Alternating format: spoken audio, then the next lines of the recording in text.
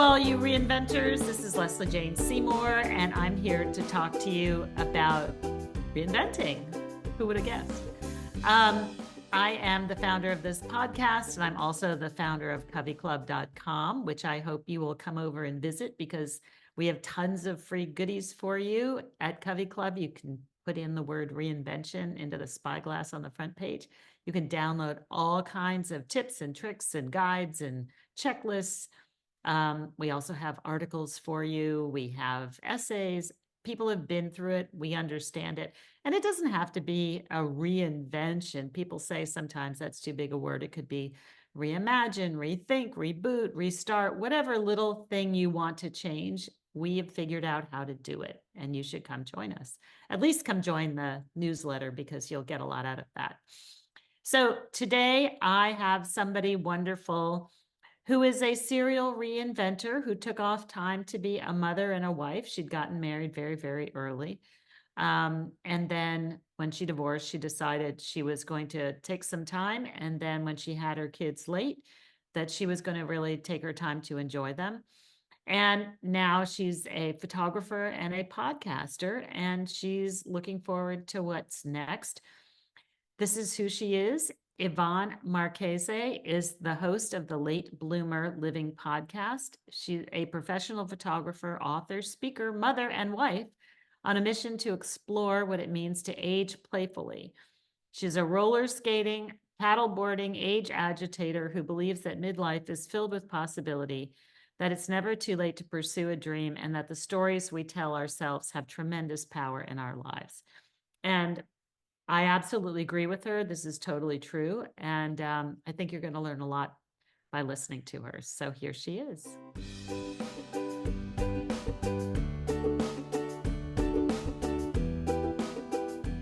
So Yvonne, wonderful to have you here. It's so great. Thanks. It's great to be here with you. So let's talk a little bit about where you grew up and how you got started at what you're doing. What did you go to school to do, and what did you think you'd be doing your whole life? Well, we'll have to go back to when I was 6 or 7 years old. I'll give you the short version. I knew then that I wanted to be an actress. And I knew by about the time I was 7 that I wanted to move to New York City because we came to visit my dad's family on the East Coast. And that was my first experience of the city, which was the 70s, and it was gritty and it was crazy. And I was like, oh, this is where I want to be. You loved it. Yeah. So I ended up studying theater for college. I stayed home for college, and it was a small theater department, but it was great because I got a lot of stage time and a lot of experience doing that. And then I married too young, right out of college, and ended up moving to Denver, Colorado, kind of a little side trip there. And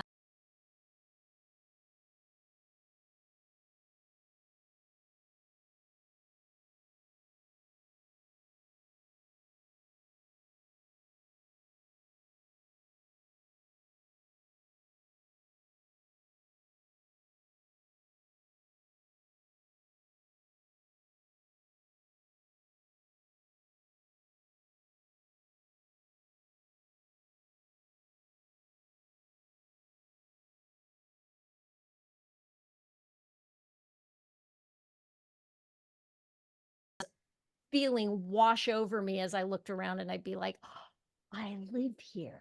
And I was auditioning, and I was doing odd jobs to keep, survival jobs and, doing the things. And I did regional theater and went on tours. I met my husband on a tour, and then the rest is history from there, Wow. Amazing. Yeah. So when did you stop acting, or are you still acting? Motherhood was a sea change. I had kids late. When I was 35, I had my first kiddo. And, my husband, we went down to DC so he could go to grad school for acting because he was also an actor. Actors. Wow. Yeah. And we met on that tour. And I thought I would go back to acting after he was done with his program. And I was really eager to get back to auditioning and all that. But when I started auditioning and I'd get a call back, and then he'd audition, he'd get a call back. And I realized I was done. I Hmm. just felt done. I didn't have the energy to put into the auditions anymore, to think about everything that goes into preparing a show. I wanted to be a mom. But then I was left with this major vacancy of purpose beyond being a mom, and a massive identity crisis because I no longer was an actor, which is everything I'd wanted to do or be. So I spent about 5 years in just kind of asking myself, what am I going to be when I grow up? And short story, I found a camera and started working as a photographer, started doing it on the side, and built a photography business over the years. And that's what I do now. Wow. So tell me about what kind of photography. People photography. I do a lot of headshots. I do branding photography for entrepreneurs and small businesses here in the Norwalk, Connecticut area. And I do family photography, newborns, and all kinds of stuff. Hmm. Yeah. Oh, that's great. And you love it. I do. It saved me, Lesley. Ah. It was the thing that was missing for those 5 years, was an outlet for me as a person, for my creativity.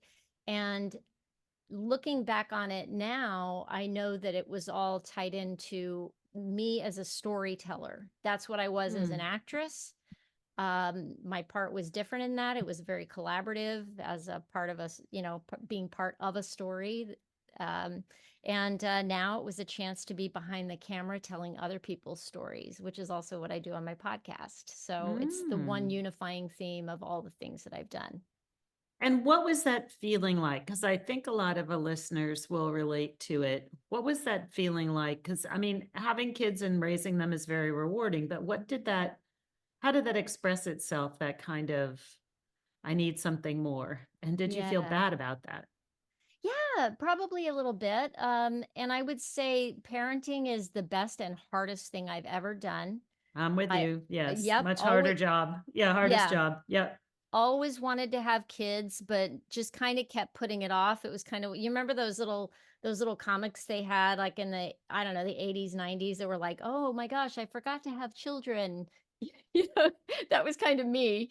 So I was really grateful for being a mom, but at the same time, it was like, well, okay, now I'm driving a minivan and I live in the suburbs, and this was not the image of what I thought my life was going to be, you know? Right. And yeah, I'm an ambitious person. There's things that I want to accomplish for myself, for my sense of self. And being a mom wasn't the end all be all for me in that sense. And yeah, there's some guilt that goes in there, right? Like, Right. God, Right. mom, being a Right. mom and trying to have it all, you're trying to have it all. It's like, oh no, can you do that? Right, right, Yeah. right. And there was a point where I mean, I've gone in and out of the workforce, and I was out between magazines and being like the Uber mom with my daughter, who was really distraught when I was traveling so much when she was younger. Mm. And she got to eighth grade, and I was like, okay, so where are we going? What are we doing this weekend with your friends? She was like, you need to get a job. You need to get a job, mom. Like I'm doing my stuff by myself with my friends. And thank you. This has been real. Time for you to move along. That's when I went back to work at More Magazine because she told me it was time to get a job That's again. hilarious. Oh my goodness. So, it definitely is stages and definitely your personal feeling about yourself and about, I agree with you. Telling other people's stories is so rewarding. Tell me a little bit about the podcast Well, and how does that fit with the photography? When did that happen? yeah, they are two completely separate things, and that's really funny. What happened, Lesley, is that when I was 48, I had gone finally full time with my photography business, and you would think, "Oh, yay, hooray, we've arrived, right? Mm-hmm. No, I was in a really low point. I was having trouble focusing. I was low energy. I was lonely. I was actually feeling like a failure at that point, and it was kind of like, Mm-hmm. well, what's next? Even though I love doing photography, there was Mm-hmm. something that Mm-hmm. wasn't quite set. And I had an aha moment that involved Mel Robbins' book, The 5 Second Rule. What happened is I was yelling at my kid one morning to get him out the door to school, and I caught myself yelling. Mm-hmm. And I realized that there was this pattern where I was getting up late in the morning, hitting the snooze button because I didn't want to get up and face the day. And then I was getting upset with my kids for not getting themselves ready quickly enough to get out the door on time. And I was like, I really need to change something. And so her book mentioned the snooze button, which was a major part of my life at that point. And I thought, I am not going to hit the snooze button anymore. I'm going to get up in the morning and I am going to do a 30-day challenge of meditation and yoga or some sort of movement every morning before my kids get up, because it's the only time I'll have before I have to start putting out fires. And doing that was really freaking hard. But after a couple of weeks, I started to feel this new energy and this surge of, like, I can only call it hopefulness. And I started thinking about my future and kind of getting curious about it instead of feeling like it was all downhill.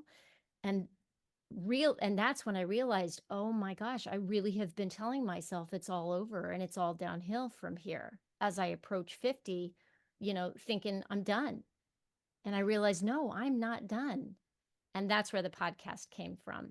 After some time to let all that steep, I thought, am I the only one who's been feeling this way? I can't be.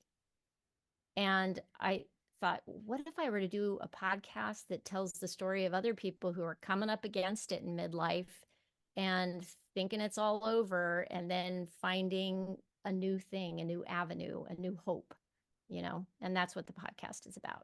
So when did you start the podcast? What is it called? And where do people find it? It's called Late Bloomer Living, and it's anywhere you find your podcasts. It's latebloomerliving.com if you want a website for that. And yeah, I talk to people and help them tell their stories. And these days, too, I talk to experts a little bit more than I used to in the beginning. I started in 2020. It's been 4 years now, and or almost 4 years. And now I'm starting to delve into the things that we deal with in midlife, like parenting adult children. And so I'm bringing on experts to talk about those things that we face in midlife. Yeah, it keeps changing. That's I guess that's what's good, is that, it definitely keeps changing. So it keeps it interesting. What do you find holds the people together who are successful at navigating midlife? Do you have any things that you've noticed, any trends that you've seen? Yes, definitely. I would say either getting help. I would say finding a coach has been a unifying theme. Finding community has been a unifying thing that I've seen across the board with people when they've made a massive change. There's been a lot involved with not doing it by yourself, not having to feel like you have to hoist yourself up by your bootstraps and just, carry on with a stiff upper lip. It really is doing that. And the other thing for me, I'll say, I can only speak to this individually, but I think it's really important, is just the becoming aware of my own complaints and thought loops in my head has been, it's that meditation time that I've taken every day since, that we're going on 6 years now or so. That time in the morning for me is sacrosanct. I do it every day, and it has made a huge difference for me because I'm now becoming more aware of my limiting thoughts, which gives me a little bit of control over them. Yeah, I think the interesting thing was learning that just because you think it doesn't mean it's real. Yeah. And that That was really one of the most enlightening things. I always thought whatever went on in my head was the reality. Sure. And you've got all the evidence for it in the world because everything that you've ever experienced has brought you to where you are. And that's your experience of the world. So that must be true, right? Right. Right. Whatever you think, it's true. But you can tell it that's not what's happening. And Exactly. here's how we're going to behave, and here's how we're going to react, and you're, once you also understand that your brain is trying to protect you. Mm-hmm. I call it dinosaur at the door. It's the caveman. Don't go out there. Don't go out there. Things are really good in here. Don't make a change. Don't make a change. You never know. There could be a Tyrannosaurus Rex, and there was out there, right? Yeah, absolutely. Those fears that we have, they serve a purpose. I've been talking a lot lately with people about complaining. Mm. That was a part of my journey was decided to give up complaining for Lent because Oh, I I heard love that. myself talking to friends on the phone and I suddenly had an aha moment as I was talking to a friend and they were asking me how I was doing at that point. And everything that came out of my mouth was a complaint, Lesley. I was like, oh, I must be a total drag to talk to. This is awful. So I thought, well, let's try to give up complaining for 40 days and see oh my gosh, it was the hardest thing I've ever done in my life. And it pointed out to me that the problem was way worse than I ever imagined because it Mm. wasn't just what I was saying out loud, it was what was in my brain. And those thought loops were going on unchecked, unnoticed. And once I started to notice them, that's when I started to get power over it. But then, complaints do serve a purpose. They're there, it's information, right? And so if you can notice your complaints, it gives you an opportunity to go, oh, do I need to make a change here? Or am I just going to be okay with the complaining? Well, and I think what I've noticed too, um, because Covey's a group of women, it's a community of women trying to create change in their lives. When you are hooked into your own group through complaint, changing that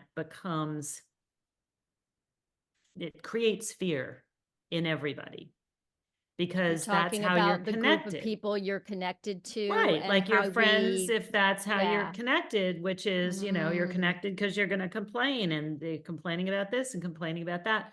When you decide to stop complaining and take charge and do something, often the friends will be negative about that. yes. Because if you make a change, what does it say about them? It says they could change things too. They just have decided not to, and they'd rather be in the complaint cycle. Mm-hmm. And Yeah. that's scary. So what they do is they not consciously, but they try to keep you from making a change. That's one of the most interesting things we discovered about Covey is that you would say, like, why would coming together with strangers allow you to reinvent better than with your friends you already have? And that is one of the reasons why, is because you can show up here completely differently than you show up anywhere else. And nobody has skin in the game to make sure you don't change. And Yes. it's not conscious, it's not mean, it's just the way the thing is set up. Yeah. And I think that's why it's been the common theme in people that I've talked to on the podcast in the changes that they've made is there has been surrounding themselves with new community Oh, or interesting. getting the feedback of a coach because the coach isn't tied to past you. They're looking at future you and trying to help you get to that. And by surrounding yourself with people who are like minded, who are looking to move into what's next instead of stay stuck in the past, Right. then it creates possibility and it opens up avenues for you that might not, that might not be open to you with the people that have been a part of your life the whole time because they want to protect that. It's not they're trying to hold you back, it's that No, it's they not want the relationship mean. to stay familiar. Right, They right. They want want the to stay the same familiar. because that's why they Yeah. hooked up with you. Yeah. Right. It's comfortable. Yeah. Right. Yeah. No, it's never intentional and it's never bad faith. It's just that's the connection, and you don't want to change that connection, right? And Yeah. then it gets to be threatening too. Yeah. And it can be scary for you then, knowing that maybe things don't feel as comfortable as they did with that person. And then what do you do? How are That's you going to scary find new territory. friends? How are Yeah. you going to find new friends, right? Yeah. And you don't want to necessarily dump the old friends, but sometimes you got to come to that point where there's a reckoning, right? Right. Or maybe a redrawing of boundaries in a relationship with somebody who you care about, you know? What would you say was the biggest thing you learned about midlife from all the people that you've interviewed so far? What did they teach you that you didn't expect or didn't know? Hmm. It's a really good question. And I don't know if there's a one size answer to Or a that. couple of things. It could be just a Yeah. couple of things. What I have learned, I think, in just the experience of talking to all these people is that midlife is a huge opportunity.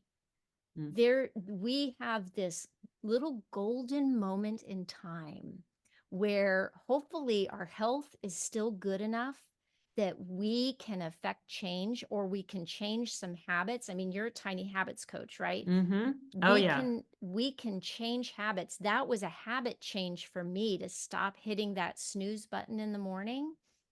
It was a habit change. I set my phone, which is my alarm, I set it across the room, because that made me put my feet on the floor and walk over to that phone to turn off the alarm. And once my feet were on the floor, it was like, well, keep moving, girl.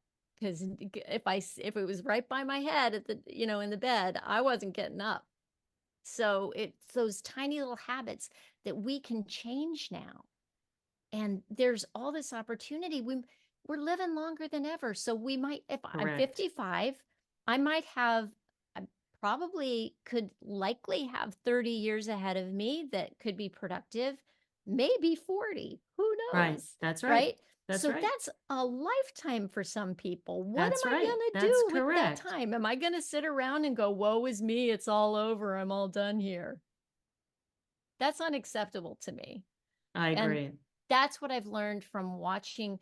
It's almost like surrounding myself with examples of people who are like, no, no, I'm not done yet, you know?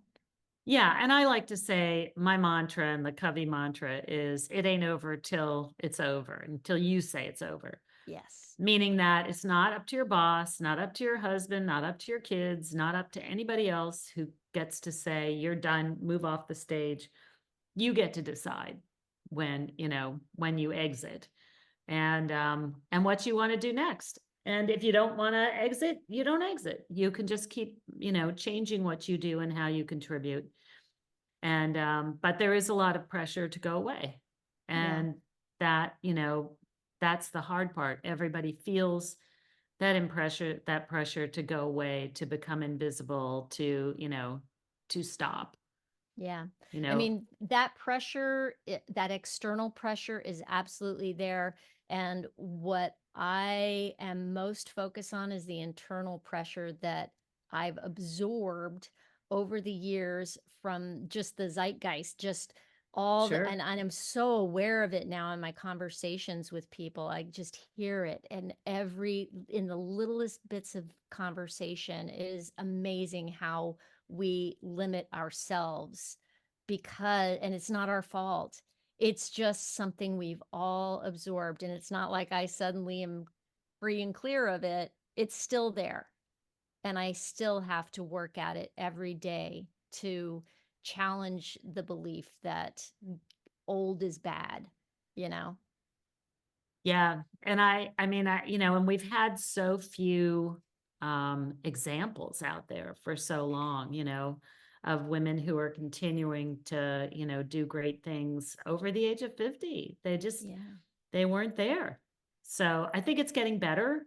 definitely. I do find that all these changes that people have been talking about in the fashion and beauty area, which is what we see a lot, have taken a long time. It's been very trendy. It's been, oh, look, we have an older model, one person, one time a year, right? I do think that you're seeing slowly people, and the reason is because there's money there. They see that there's money. They're finally figuring out that we have money. The spending power of women over 50, right? Right. Like, and we have more freedom to spend. You're not at the heart of all that other spending on your kids. Your kids are moving off into the sunset a bit, and you have a little more room to spend on yourself. And they have these old ideas. I remember going into L'Oreal and the president of L'Oreal telling me this when I was running more. And they said, oh, women over 40, they don't buy anything. And I was like, I'm sorry, you want to come see the renovation of my house that costs several $100,000 and all the new everything and my new car? Seriously? You think I don't buy anything? Like, who are you talking to? But I swear to God, it was something they read in 1975 and they got stuck in their head. And this, I'm sure you've heard this too, that women don't change their brands. They stick with their brands until they're, whatever tampon brand they used when they were 12, they won't change it. And it's just all BS. And in fact, they redid those studies and they found that actually older women are more open to new brands and new ideas and new products than the younger women. Do you find yourself, it's so funny because I live a lot in the Instagram land and social media. And so they're feeding me stuff through the algorithm, right? And do you find yourself going down like the rabbit holes of new brands? Like, oh, yeah, look at that. no, I'm like, no, and I've tried a few things, and absolutely. I'm very skeptical, though. I've been, Yes. I'm skeptical of, all kinds of stuff, but I just because I know too much. But I've definitely bought a lot of stuff. And my daughter's a good screener for me. She finds the stuff that, she's like, this is on TikTok, but it's okay. Like, okay. Yeah. So what are you thinking for yourself? What do you think is next for yourself? You're going to continue to work on the podcast. You're continuing to photograph. Yeah. The future's wide open, Lesley. That's what I think for myself. I'm loving photography still. I don't see myself doing it when I'm 70 or 80. So I really am looking at what is next. And I love doing the podcast. Will that be the thing I'm doing when I'm 70 or 80? I don't know. So I'm in an inquiry to keep open and stay curious about myself, because if there's one thing I've learned about myself at this point is that I am a serial pivoter. There's something about the challenge of doing something new and learning something new that I freaking love. Me too. And Me too. Yeah. I always have to have something new. Yeah. Yeah. So who knows? I might go back to acting at some point when the kids are I fully like hatched. that. Who knows? I like that I'd love to be idea. like a kick. Can I cuss? You can cuss all you want on this podcast. I want to be a kick-ass woman in an action movie and have a big old like fight scene, so I gotta stay in shape so I can do the fake fighting. I think it's fantastic. Yeah, I love that. I think that's, and I think curiosity is funny. It comes up all the time. I would say that's one of the things that stitches all the Covey people together, is that they are insatiably curious. And I don't know if we're going to find out that curiosity is a genetic thing. I can't imagine not being curious. I always want to know what's going on there, what's happening there, or how that works, or why that worked, or why you felt that way, or how were you raised, or how, I'm always, that to me is the juice of life, is always being curious about things. And it kind of leads you down these various pathways to explore other things that can bring you great joy. I don't know what it would be like to not be curious. I don't know what that would look like. I know it can be cultivated. I hate that phrase, curiosity killed the cat. Oh yeah. Satisfaction brought him back. Love it. Yes, so no, but I mean, I think that's one of the things to keep us going as we get older is curiosity. Is as soon as you lose your curiosity, then I think would lead it to be over. And I really don't know, you know, what that would be like because I'm always trying to find something new. It could be a new food, it could be a new cookbook, it could be a new beauty product, it could be, I mean, who knows what down here in New Orleans, there's always something Oh, I going bet. on. So I'm always learning something, learning history, learning whatever. So Yes. tell everybody where we can find you and follow you. Latebloomerliving.com. And I've been on an obsession with playfulness and Ah, creating opportunities for play in my life on my calendar, literally. But not only that, finding a playful attitude towards the work that I need to get done. So that is mm, my current obsession. And I've started doing a play shop called Unlocking Playfulness. mm, Just, it's all about that idea of staying curious, staying open, and mm-hmm, pulling the thread of what you're interested in. Like you just mm-hmm, named off a number of things that you could mm-hmm, be curious about at any given moment. And right. I'd say, if anybody could just catch a hold of a thread of some little thing that catches your eye or catches your imagination and just keep pulling on that thread. Mm. And do you find that often that thread goes way back? Surprisingly, you don't realize the thread you're pulling now, you don't realize it actually has roots way back in your life somewhere. Absolutely, it does. I mean, I'm back on my roller skates after 30 years, you Oh my know. goodness, that's risky because you can fall. Be I careful. know, Please, I've been warned. I please wear wear pads. padding. Yes, please wear Yes, padding. I Okay. wear pads, I wear a helmet. They Okay. have come in handy. I will say I'm a Okay. big proponent of padding up for sure. And Okay. I love being on my skates again. It is so much fun.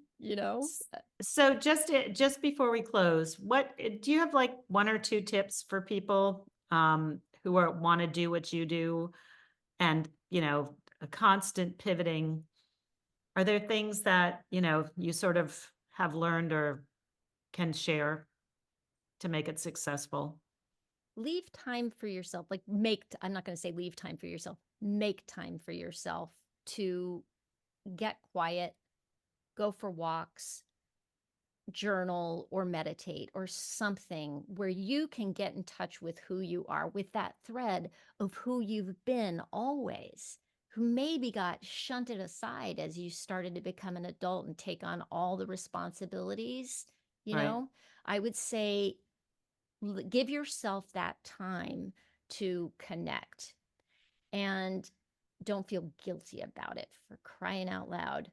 Um, the other thing that I would suggest is give yourself time to daydream. Yeah, we don't do that, do we? We Everything's don't. filled with something. Yeah, We're it's that so downtime, that about quiet time. productivity. Yes, We're I so agree. about the doing instead of the I being. agree. I And if agree. if you can give yourself the gift of just letting yourself be every now and again, and we need playtime. We need it. We're built for play. As kids, that is how we learned. And Right. then we shut off the spigot at some point, growing up and taking on responsibilities, and we stop letting ourselves play. And then what? Right. It's all work all the time. How can you develop? How can you grow as a person if you don't give yourself that time to get curious and play? Well, we're not very generous with ourselves. We figure it always should go to somebody else or there's Yes. something more productive. If we're not being productive and we can't show the thing coming off the manufacturing line, we obviously have wasted our time, Right. which is And the not funny true. thing is, no, it's not. And the funny thing is if you give yourself that time to play, to daydream, you're going to come back and be more productive. Yeah, that's what I try to tell everybody. I'm a big meditator also, and people are like, I don't have 20 minutes. I'm like, yes, you do, because you're going to be more productive later. Mm-hmm. That's the joke. The joke is because you're going to be calmer, you can move through things faster, easier. You don't waste all this emotional time on awful stuff.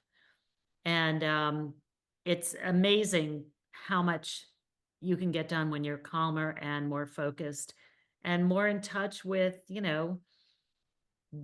being just being in the flow instead of being frantic, right? Yeah, All absolutely. right. Well, thank you, Yvonne. Wonderful to talk to you. I want to see you on the stage shortly. I want to see that reinvention coming. And thank you so much for being with us. Thank you so much for having me. It's been a pleasure.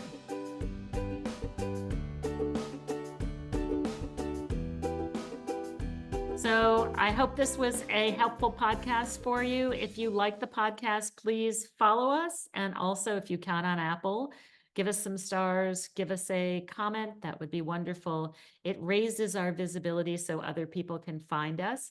If you're serious about your reinvention, come on over to CoveyClub and join the club itself. As Yvonne said, don't do this by yourself. It's too hard. You may need to break out and do it through another group.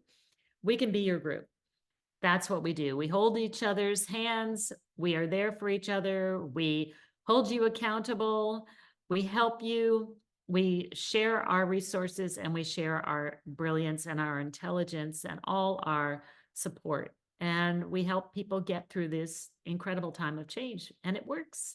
So come on over to CoveyClub and visit us. And also, we will see you next time on the podcast. So take care.